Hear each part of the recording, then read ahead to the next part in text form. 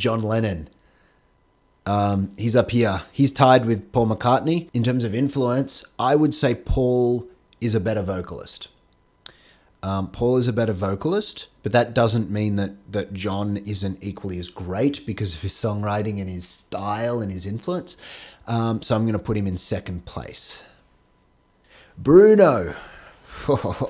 This is really hard because I actually think we're going to look back at Bruno almost similarly to Michael Jackson, although not quite as influential. He's got a great voice. He's got a great technique. He hasn't done enough yet to warrant the absolute top. He's unlike Dimash, who is so great vocally and has so much influence in various parts of the world that I can project he's going to get there.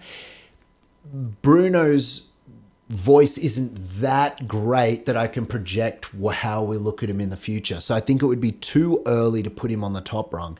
And I actually don't think his voice alone is S tier. So I can't put him here either.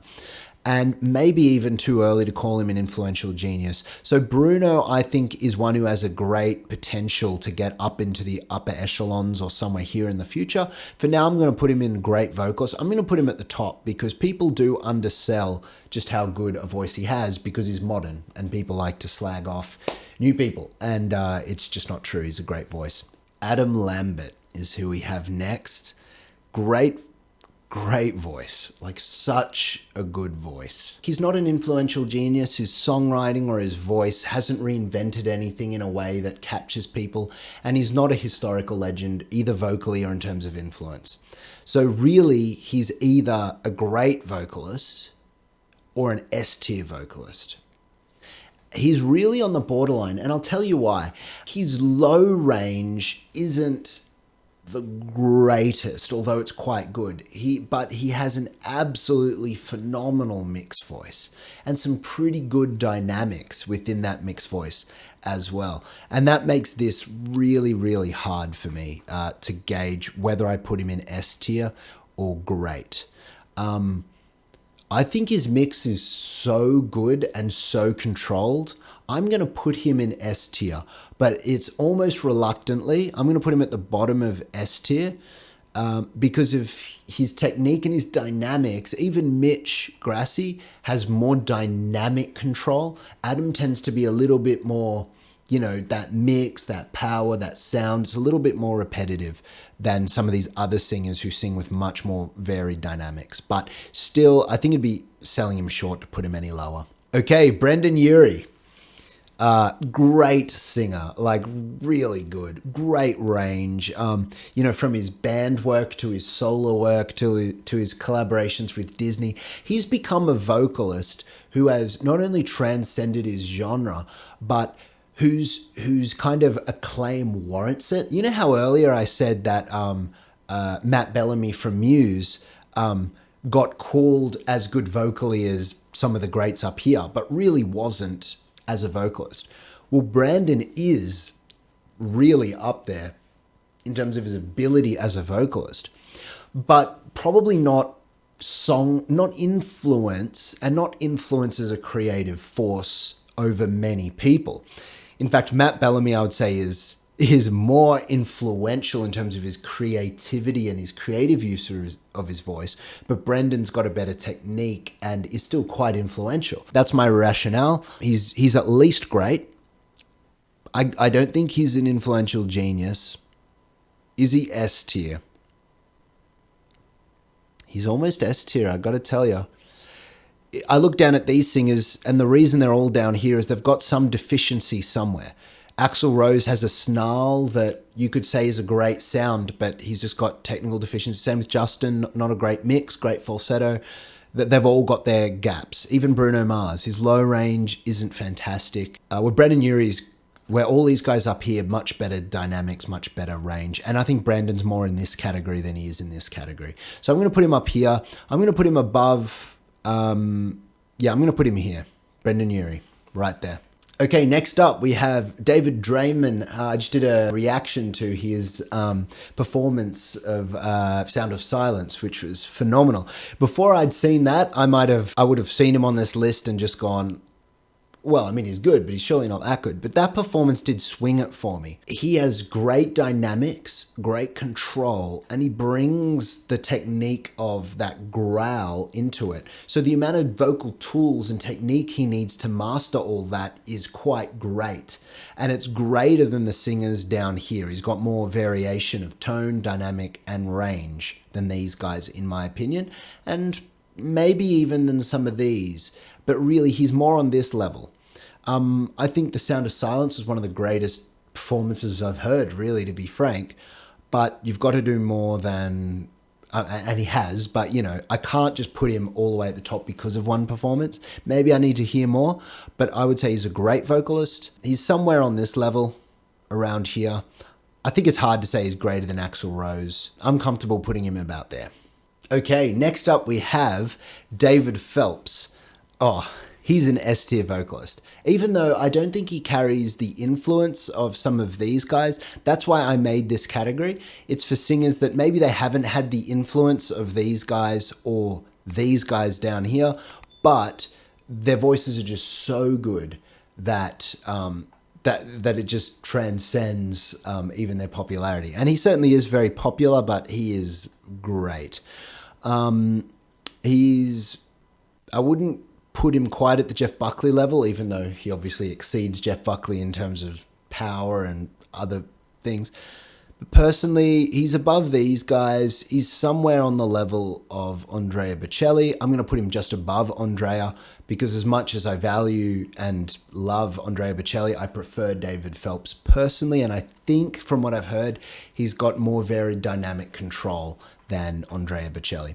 Okay, next up we have Luciano Pavarotti, or at least I think that's him. His head's cut off, but he's dressed up in opera garb. So even if it's not Luciano Pavarotti, we're just going to pretend it is.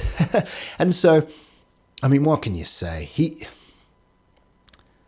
I am not personally particularly influenced by Luciano Pavarotti, but I'm trying to be unbiased with this list. He is so influential over so many singers in the opera world, beyond the opera world.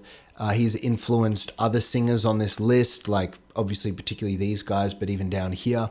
And so I don't think you can say anything, but he is one of the great bel canto technicians of all times. That puts him in this league and historically. So enough said.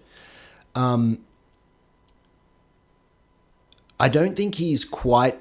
It depends which circles you're talking about, because he's obviously influenced a lot of great singers who then influence others. So in some sense, he's got a greater influence than guys like Michael and Freddie. But I'm not sure you can really say he's greater. But to be honest, you just can't compare it. We're comparing apples and oranges. I'm just going to put him here for now. That's quite arbitrarily, because to be honest, I just can't compare him to some of the other singers. He deserves to be there. Where is up to you. Okay, next up, we have Robert Plant from Led Zeppelin. Now, I just want to chuck him straight up here, but he shone very brightly for a very short period of time and then blew out his voice. He had about 5-6 years right at the top. Very late 60s to mid 70s. And then his voice, he basically lost his ability to sing that high mix. And so he'd really strain his voice and kind of lost it from there. And so he is so influential. But if you sing in such a way that you blow out your voice in that period of time, and yes, drugs and lifestyle and other things I'm sure contributed, but nonetheless, it's just very hard to call you a vocal legend when what you're modeling was such a short vocal career. But he kind of is a vocal and historical legend. And I love his voice. And it's better to shine brightly for 6 years and be world famous than to play it safe and never get anywhere, I suppose. I don't know. Very, very tough to rate him. Part of me puts him in here. Part of me puts him in here. Part of me puts him in here. And greatest vocalist. I can't put him in S tier because the whole point of this is people whose just techniques and whatever else are phenomenal despite their popularity. This is so tough. I don't know. I'm just going to put him... Oh, man. I think it's selling him short to put him on Influential Genius, because vocally, he really was such a legend of vocals, even if he shone bright. So I'm going to have to put him here, but it's almost reluctantly. He's really borderline because of his short-lived vocal career and the damage he did to his voice. I'm going to put him at the bottom, but I don't think you can leave Robert Plant's iconic vocals off the top tier. So next up we have Steve Perry from Journey. He's just a great vocalist. He didn't show the low range, the dynamic range, the technical prowess, or the historical influence to put him in any of these things, but his crystal clear voice in that upper mid range, his accuracy, he did what he did better than anyone. And so in that sense, you could put him all the way at the top, but I think we have to be balanced. I'm going to put him in here. I think he probably goes to the top of great vocalists.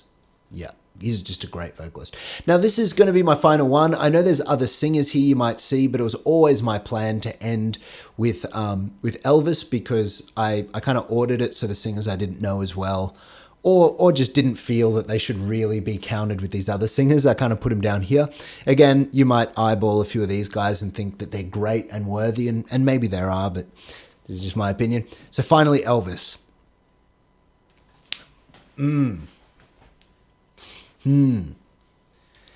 He's a little bit like Robert Plant, in that hugely iconic and influential. He is so historically iconic. And he was such a great vocalist, don't get me wrong, that I think even as a vocalist, you've got to put him at the top. You got to put him at the top, in the top category. He didn't have the technique or the vocal prowess to put him even higher, even though influentially he does. So that's where I'm going to put Elvis. So anyway, that's my list. I'm sorry I couldn't keep everyone happy, and I hope you appreciate it as well. Not just where I put people, but my logic and reasoning behind, I suppose, why I put them where, and this tension between, you know, the technical aspects to their voice, but then the unique, creative, and historically influential aspects, which are always in tension, right? That's my list. Let me know who was left off the list that you wanted to see. In the future, I'm going to do a kind of greatest singer-songwriter list, which will look very different, and also like a greatest hard rock metal list, which will have probably a lot of vocalists you're looking at and wondering why they're not there. And also I'll do some greatest female vocalist lists as well. So let me know in the comments what you think, what lists you'd like to see, and look forward to seeing you guys all in the next video. Thank you.